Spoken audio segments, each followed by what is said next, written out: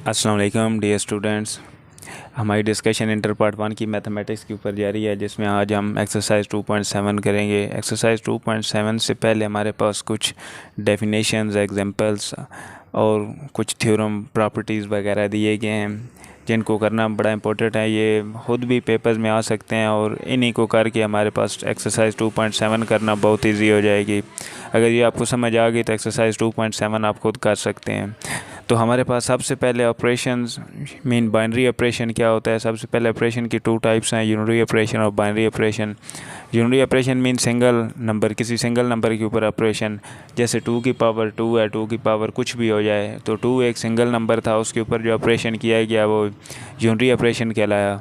लेकिन हम यहाँ पे बाइनरी ऑपरेशन पढ़ेंगे तो बाइनरी ऑपरेशन हमें 2 के बारे में मीन बाइनरी मीन 2 यानी सिंगल से ज़्यादा, तो इसके बारे में और मैथमेटिक्स की टर्म में इसकी डेफिनेशन कुछ यूँ लिखी गया है कि a binary operation denoted by star. इसको हम स्टार पढ़ेंगे तो स्टार से इसे डिनोट किया जाता है बाइनरी ऑपरेशन को ऑन नॉन एम्प्टी सेट जी। कोई भी जी सेट लिया गया है जो कि नॉन एम्प्टी सेट है, function which associated with each order pair, जिसमें ए व बी ऑर्डर पेयर है। चूँकि बाइनरी है तो दो पेयर में 2 एलिमेंट्स जैसे ए व बी दिए गए जी की, तो यूनिक एलिमेंट डिनोटेड एज। अब वो जो बाइनरी ऑपरेशन है जी का वो ए स्टार बी इस तरह डिनोट किया जाएगा। ये जो लिखा है ए स्टार बी, इस तरह हम इसे डिनोट करेंगे। ये बाइनरी ऑपरेशन की डेफिनेशन थी कि अगर कोई जी एक नॉन एम्प्टी सेट है, उसके ए और बी 2 एलिमेंट हैं, तो उनको ए स्टार बी लिख के बाइनरी ऑपरेशन से डिनोट किया जाएगा।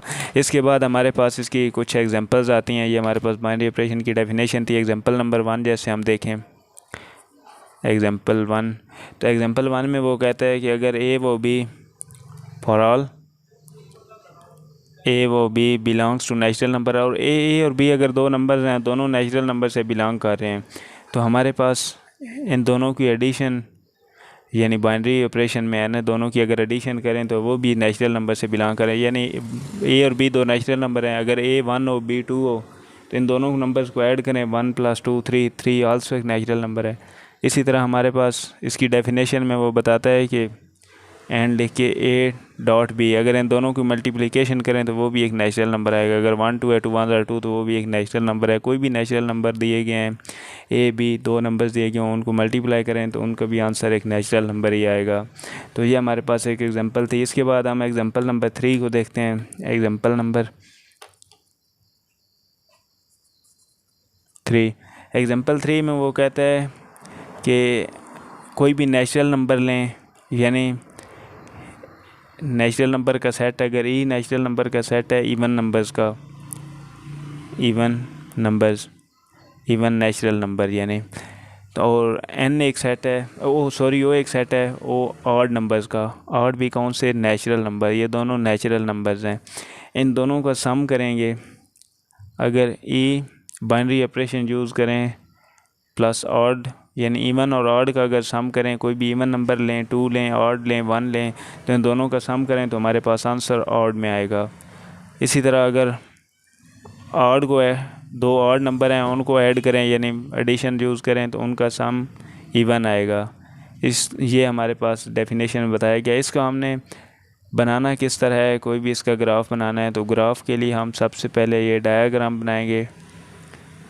डायग्राम, ये हमने डायग्राम बनाई। इसके बाद हम यहाँ पे देखेंगे कि ये ग्राफ कैसे बनता है। सबसे पहले एडिशन का साइन लगाया, चूँकि हम एडिशन में ही देख रहे हैं। उसने एक्सरसाइज 3 में एग्जांपल 3 में बताया गया है कि विद रिस्पेक्ट टू एडिशन देखना है, तो यहाँ पे प्लस लगाया। इसके बाद इवन ऑड हैं, यानी यहाँ पे इवन लिखा, यहाँ पे ऑड लिखा, इसी तरह इस साइड भी इवन और ऑड लिखा।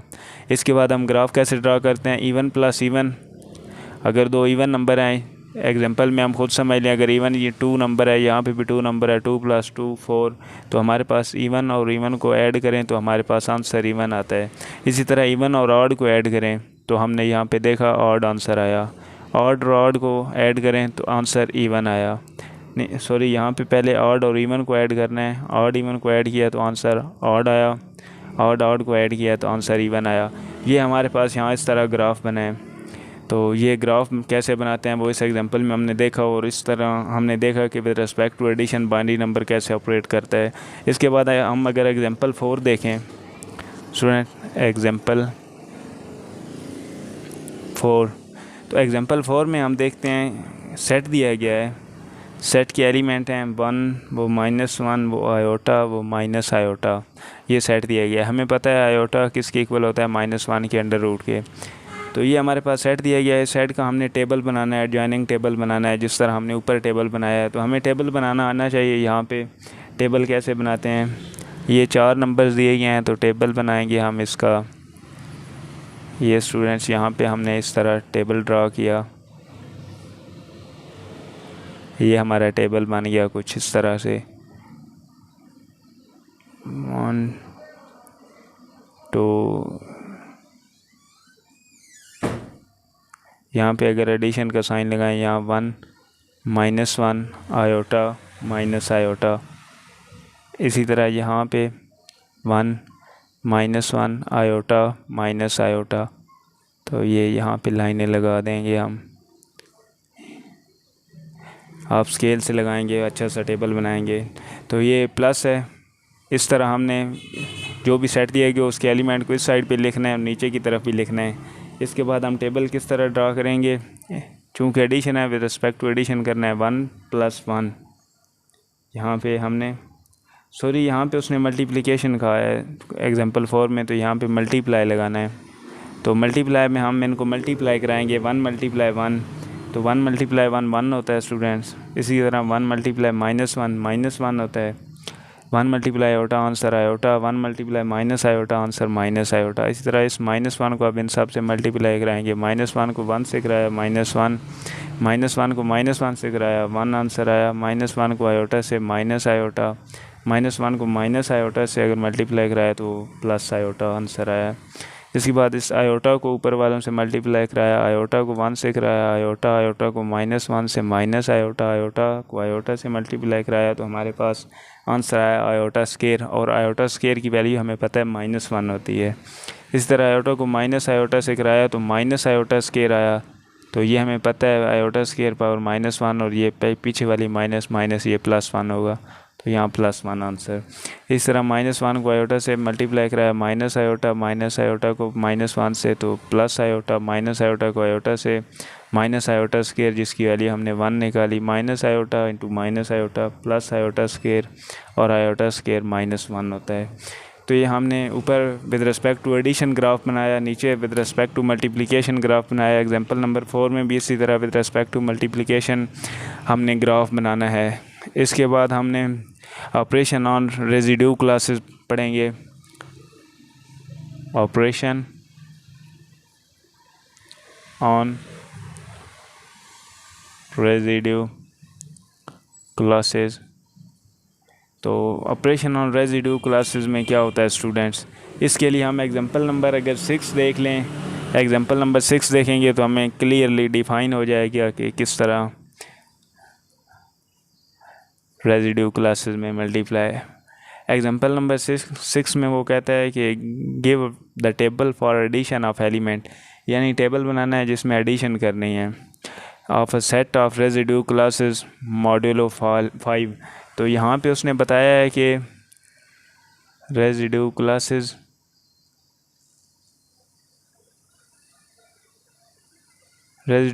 हमेशा नेचुरल नंबर की होती है। Natural number mean 1 2 3 4 up to so on, इनमें से कोई भी नंबर दिया गया होगा। यहाँ पे उसने नंबर 5 दिया है।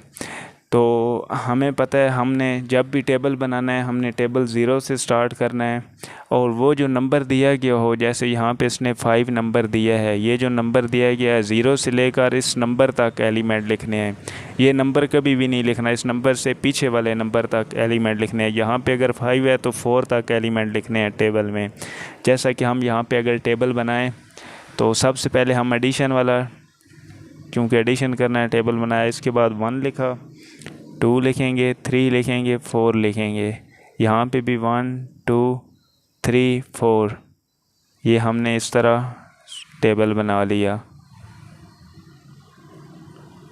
ये हमारा यहाँ पे टेबल बन गया।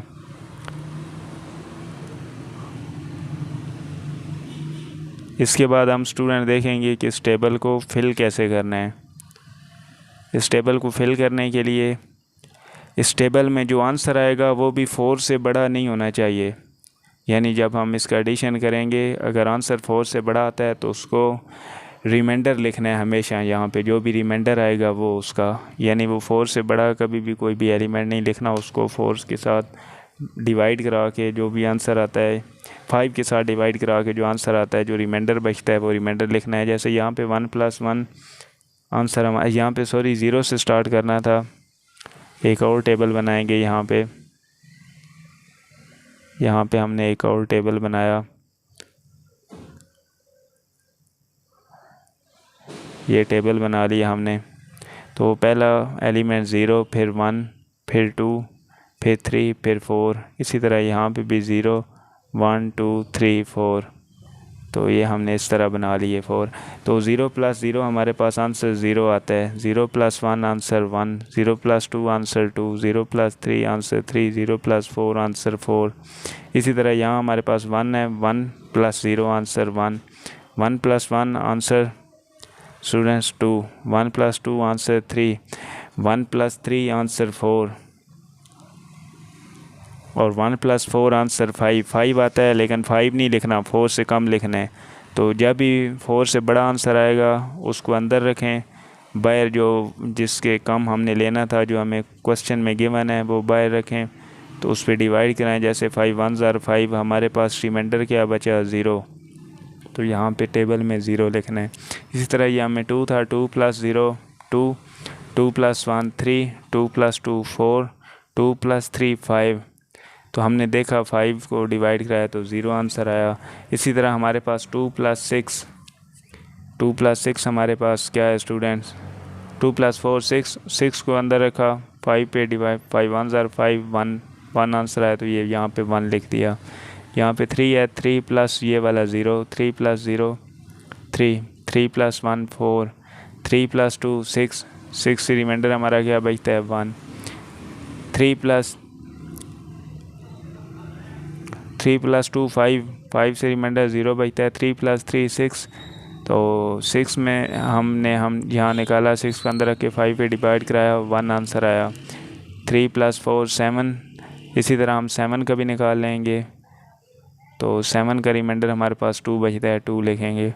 4+0 4, 4+1 5 का हमारे पास रिमाइंडर 0, 4+2 6 का रिमाइंडर 1, 4+3 7 का रिमाइंडर 2, 4+4 8 का रिमाइंडर हमारे पास 3 आएगा। तो ये इस तरह हमने एडिशन किया, रेजिड्यू क्लासेस का बना लिया टेबल।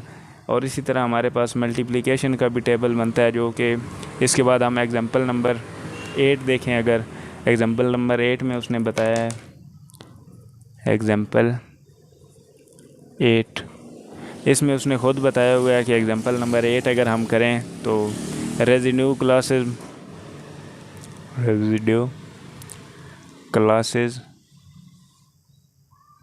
मॉड्यूलो 4।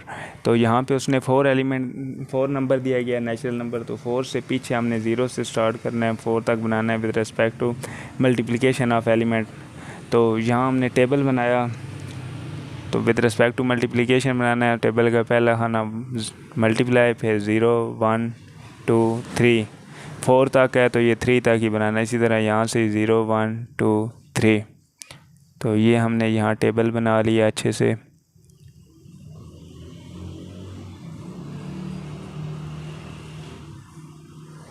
हमारा मकसद समझ आना है। टेबल आप ख़ुद बड़ा अच्छा सा बना लेंगे, आपके पास स्केल होगा, या थोड़ा आराम से बना लीजिएगा तो अच्छा बन जाएगा।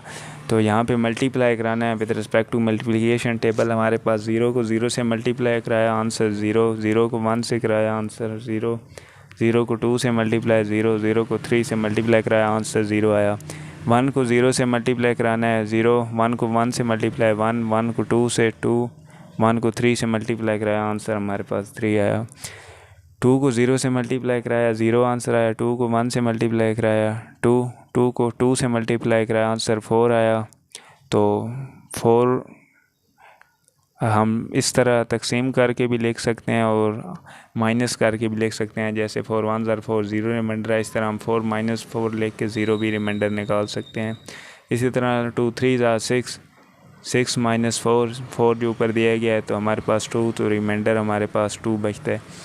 3 0 0, 3 1s are 3, 3 2 ज़ार 6, 6 का रिमाइंडर 2 बचा, 3 3 ज़ार 9, 9 का रिमाइंडर हमारे पास 9 है, 4 सेव कराया, 4 2 ज़ार 8, 1 रिमाइंडर बचा 1। तो ये हमारे पास इस तरह हमने ग्राफ बना लिया। अब आपको ग्राफ बनाना आना चाहिए। ग्राफ कैसे बनाते हैं विद रिस्पेक्ट टू, यानी addition of element of set of residue classes या multiplication of element of set of residue classes. तो यहाँ हमने टेबल बनाना सीख लिया। इसके बाद हम देखते हैं जी properties of binary operation. Properties of binary operation. तो इसकी प्रॉपर्टीज़, अगर S कोई नॉन एम्प्टी सेट है, S भी नॉन एम्प्टी सेट, अगर S एक नॉन एम्प्टी सेट है एंड ये जो स्टार हमने बनाया, स्टार बाइनरी ऑपरेशन है on it, star is binary operation on it, then star में possess one or more of following properties. Then ये स्टार होल्ड करेगा कौन सी प्रॉपर्टीज़ को? फर्स्ट प्रॉपर्टी हमारे पास कम्यूटेटिविटी, यानी कम्यूटेटिविटी क्या कहती है? अगर A स्टेरिक B हो तो वो इक्वल होगा B स्टेरिक A के।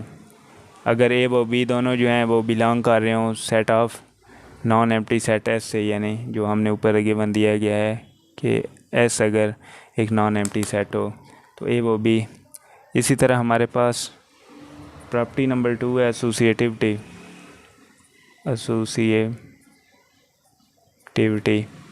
तो एसोसिएटिविटी में हम देखेंगे कि asterisk is said to be associative on S if A asterisk into B asterisk C is equal होगा A स्टेरिक B बाय